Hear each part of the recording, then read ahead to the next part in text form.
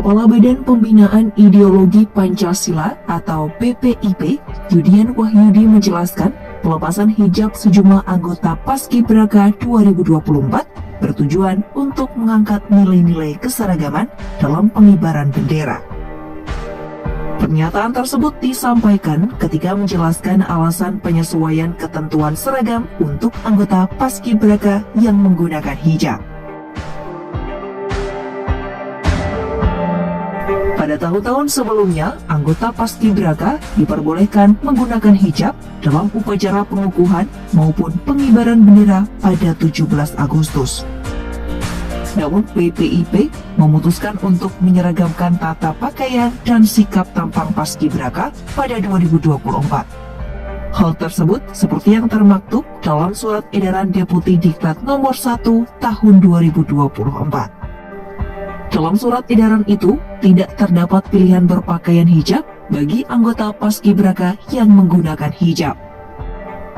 Wahyudi kemudian menjelaskan penyeragaman pakaian itu bermula dari semangat Bhinneka Tunggal Ika yang dicetuskan oleh Bapak pendiri bangsa, yakni Insinyur Soekarno. Kata dia, nilai-nilai yang dibawa oleh Soekarno merupakan ketunggalan dalam keseragaman. Ketunggalan itu diartikan oleh BPIP dalam wujud pakaian yang seragam. Terlebih, menurutnya, para anggota Paskibraka akan bertugas sebagai pasukan. Pada kesempatan yang sama, Wahyudi juga menegaskan pelepasan hijab itu dilakukan secara sukarela berdasarkan tanda tangan yang mereka berikan dalam surat pernyataan kesediaan mematuhi peraturan pembentukan dan pelaksanaan tugas Paskibraka.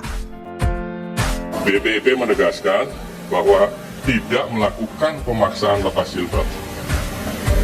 Penampilan Paskibraka putih dengan mengenakan pakaian, atribut, dan sikap tampang sebagaimana terlihat pada saat pelaksanaan tugas kenegaraan, yaitu pengukuhan Paskibraka, adalah kesukarelaan mereka dalam rangka mematuhi peraturan yang ada. Dan hanya dilakukan pada saat pengukuhan Paskibraka dan pengibaran Sang Merah Putih pada upacara kenegaraan saja. Sebelumnya, ramai soal anggota Paskibraka Putri yang tidak menggunakan hijab pada saat pengukuhan. Padahal dalam keseharian, sejumlah anggota Paskibraka Putri itu menggunakan hijab. Jawabannya Yudian itu tambah ngaco, tambah nggak jelas. Bhinneka Tunggal Ika itu bukan uniform, bukan keseragaman. Kita kenal di sini ada Islam, ada Katolik, ada Hindu, ada Konghucu. Itu kebinekaan di Pancasila. Di bawahnya Bhinneka Tunggal Ika. Nah, kok uniform menjadi seragam? Itu dari mana kita berpikir penyeragaman?